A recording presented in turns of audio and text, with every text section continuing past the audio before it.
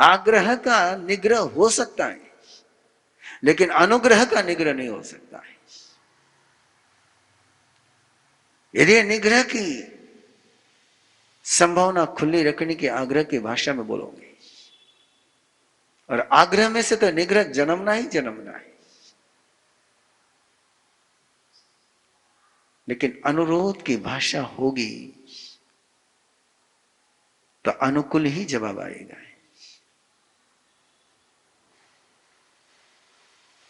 हमारी मुसीबत एक हो गई है, हम बड़ों से अनुरोध करते हैं और छोटों पर हुक्म चलाते हैं। आचार्य भगवंत से आनंद जी महाराज साहब, वो छोटों पर भी हुक्म नहीं चलाते थे। 18 साल के उनके सहवास के पलों में एक पल भी मेरे पास नहीं है कि जिस समय उन्होंने मुझे कहा कि ये कर सकते हो क्या, करो तो मुझे अच्छा लगेगा। और ये भाषा दिल के पास पहुंचती है, ये वचन दिल के पास पहुंचते हैं। ये अहंकार को चोट नहीं पहुंचाते हैं, तो ये अहंकार को गला देते हैं। ये सामने वाले के अहंकार को अहोभाव में चेंज कर देते हैं। इंद्रभूति गौतम भगवान महावीर के समूह शरण में पहली बार पहुंचे, और जब पहुंच रहे थे मन में एक ही संकल्प था, मन में एक ही अध्यवसाय था, मैं शास्त्रार्थ करूंगा, मैं इनको पराजित करूंगा।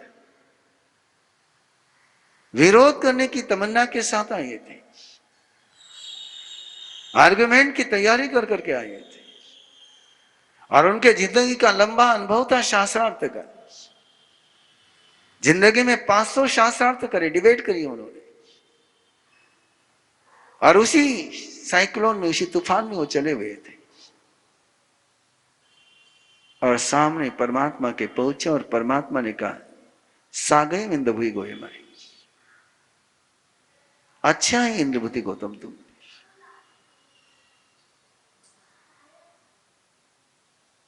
अब किसी विरोध करने वाले व्यक्ति की तरफ से भी स्वागत होगा, तो विरोध का भाव कब तक टिक पाएगा? First welcome. लेकिन आपके नए कल्चर ने इस वेलकम को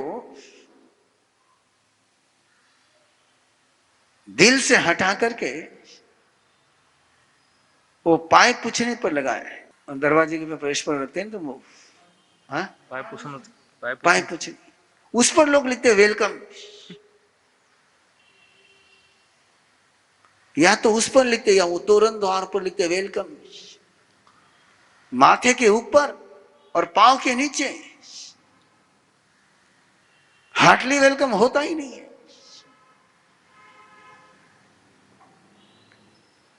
अब वेलकम पर वो पांव देकर के आएगा तो वेलकम दिल में कैसे पहुंच पाएगा? लेकिन आपका कल्चर सारा ऐसा ही हो गया। मैं देखता हूं बहुत जगह पर उस पर लिखा हुआ रहता है वेलकम, अच्छा है, और वेलकम पर वो पांव देकर के आ रहा है, यानी तुम्हारे वेलकम को पैरों तले रोन करके आ रहा है। और जैसे इंद्रभूति गौतम सागई इंद्रभूति गोयमाई, तुम अच्छे आए हो, तुम्हारा आगमन अच्छा है। स्वागत का मीनिंग सुआगत, तुम जैसे भी आए हो अच्छे आए हो। उस आने को जैसे अच्छे का संबोधन मिलता है स्वागतम। अब वो जो उबाल आया हुआ था आधा तो वही ठीक हो गया।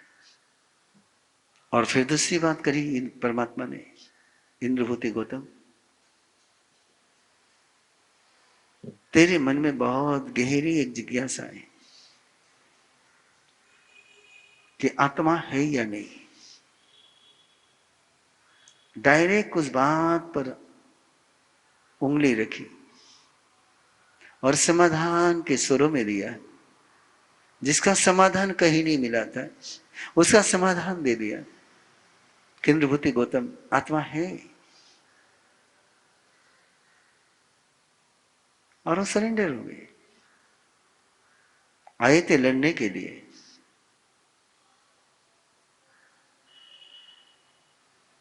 बहू का आप वेलकम करते हो, बधा करके लेते हो और बाद में चढ़ाई करते हो। पहले बधा के लेना और बाद में चढ़ाई करना है। नहीं, इसलिए सत्य के साथ भी जुड़ना है तो जो अंदर का अहंकार गला सके, मेल्ट कर सके आइस को, ऐसी भाषा यदि बोलेंगे तो सामने वाले के अहंकार को चोट नहीं पहुंचेगी। और चोट देंगे भी तो उसमें से सचोट का जन्म हो जाएगा, वो टूटेगा नहीं, निखार आएगा।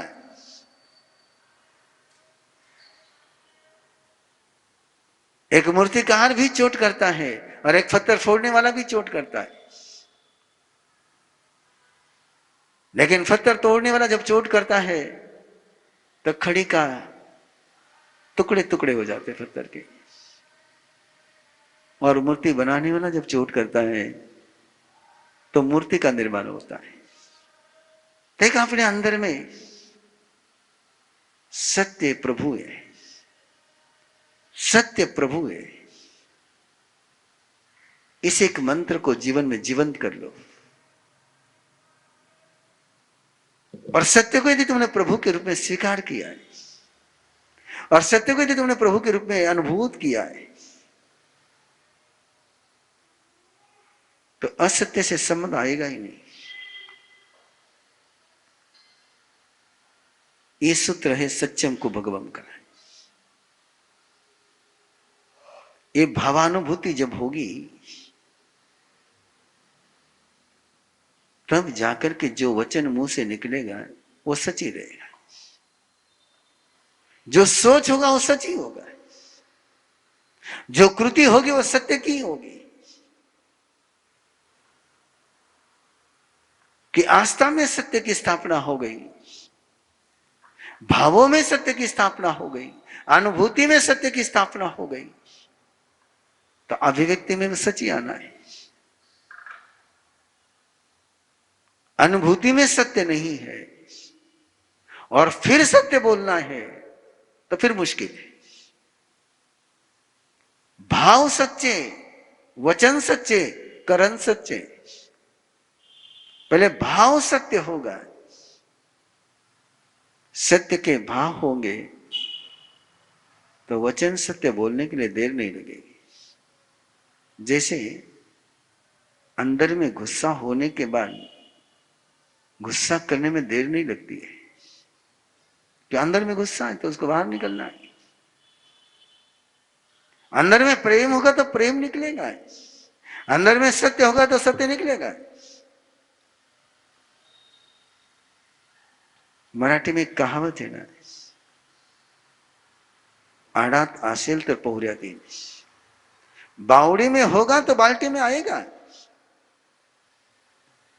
बावड़ी में पानी नहीं है तो बाल्टी कितने ही तुम नीचे ले जा लो, पानी आने वाला नहीं है। ये मनन, ये वचन, ये कृति, ये अंतर मन के बावड़ी में डाली हुई बाल्टी है, बकेट है। और जो अंदर आएगा, वो जो अंदर रहेगा वही बाहर निकलेगा। जहान तो ताबाई, जो अंदर में रहेगा वो बाहर आएगा। सत्य बोलने का प्रयास करना पड़े तो स्वीकार कर लो कि अंदर में सच नहीं है। सत्य बोलना मुश्किल जा रहा हो तो स्वीकार कर लो कि अंदर सच नहीं है। बोलना ये केवल अंदर की अभिव्यक्ति है। अंदर में गीत होगा तो गाना आसान होगा। और अंदर में गीत का गुंजारो नहीं है। मीरा में और लता मंगेशकर में इतना ही अंतर है। लता मंगेशकर का गीत कंठ से आता है और मीरा का गीत हृदय से आता है। इसलिए मीरा के गीत गा करके भी लता मंगेशकर केवल स्वर सम्राट नहीं है, और मीरा श्री कृष्ण की है। तो ये भावों में जो होगा वो बाहर आएगा।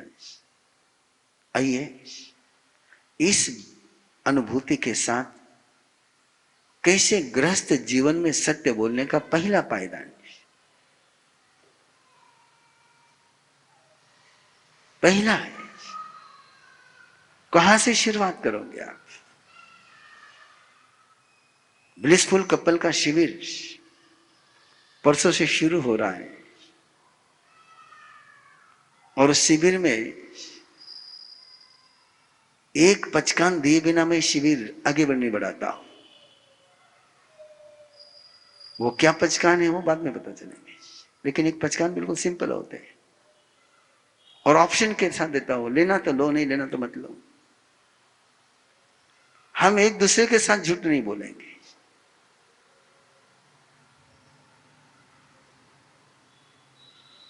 बड़े सोच में पड़ जाते हैं लोग।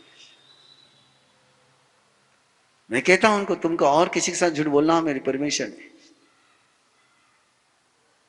उसका रहस्य मैं जानता हूं कि जो आपने गहरे रिश्ते में झूठ नहीं बोल पाता वो कहीं भी झूठ नहीं बोल पाएगा। लगता है समय। और आज मैं आपके साथ बात कर रहा हूं न केवल व्यक्तिगत जीवन की, पारिवारिक जीवन की, सामाजिक जीवन की, संघीय जीवन की। यह सत्य का तीर्थ आपके घर में हो जाना चाहिए। और सत्य का तीर्थ घर में करना है तो एक छोटी सी बात से शुरुआत करेंगे आप, कि हम अपने घर में चार दीवारी के अंदर छत के नीचे घर का कोई सदस्य झूठ नहीं बोलेगा। झूठ बोलना है तो घर के बाहर जाकर के बोलेगा।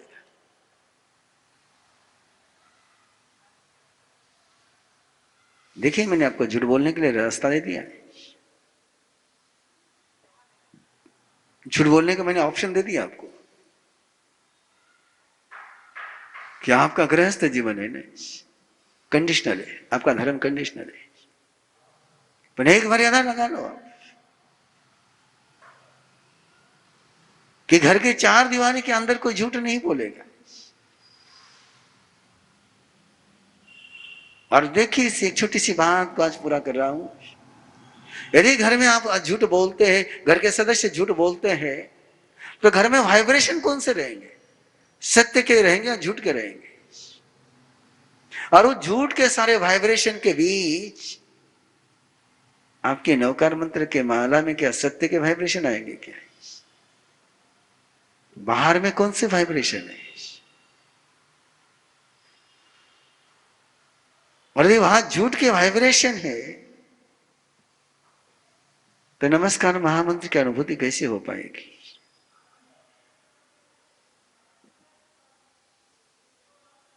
इसलिए पहला प्रपोजल है आपके सामने कि अपनी फैमिली की मीटिंग लेकर के एक पॉलिसी डिक्लेयर करो कि जब भी हमको झूठ बोलना होगा हम घर के बाहर जाकर के बोलेंगे, घर में झूठ नहीं बोलेंगे।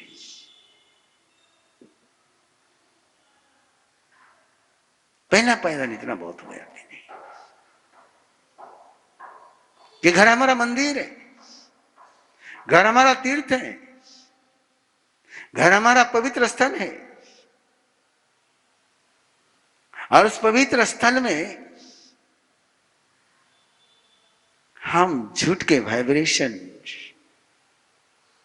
नहीं स्प्रेड करेंगे।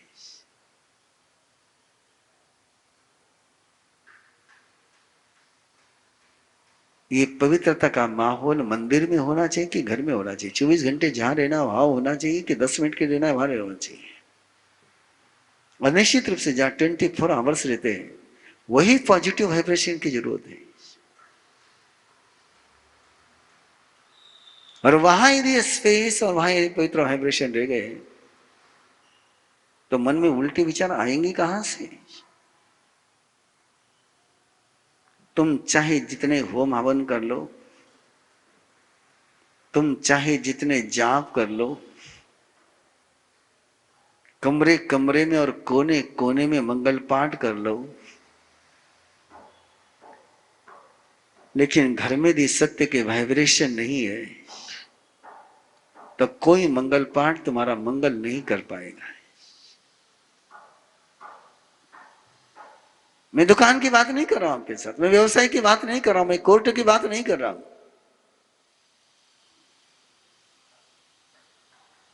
मैं बिजनेस की भी बात नहीं कर रहा हूं आपके साथ। मैं तो केवल छोटा सा प्रपोजल दे रहा हूं आपको कि गृहस्थ धर्म है, और गृहस्थ धर्म है तो जो घर है जहां मैं रहता हूं, जहां मैं रेसिडेंस करता हूं, जहां हम परिवार के साथ जीते हैं, वहां झूठ का वाइब्रेशन नहीं होगा। एक बार फैमिली के साथ मीटिंग लेकर के बताइए आपका क्या क्या फीडबैक आता है, क्या मुश्किलें जाती है। दूसरा सूत्र है, मैं घर में किसी को झूठ बोलने के लिए मजबूर नहीं करूंगा। लोग झूठ क्यों बोलते हैं? बच्चे झूठ क्यों बोलते हैं? उनको पता है कि सच बोलेंगे तो पनिशमेंट होगी।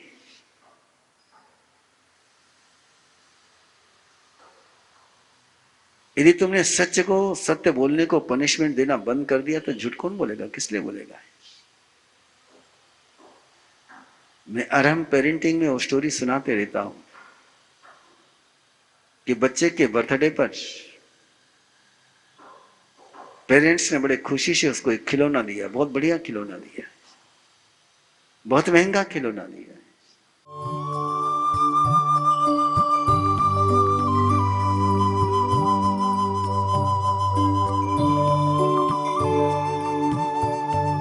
इस कार्यक्रम के पुण्यार्जक हैं श्री दीपचंद जी, श्री सुनील जी, श्री सुजीत जी, श्री सूरज जी पारक, पूना दाल एंड बेसन मिल्स, पुणे।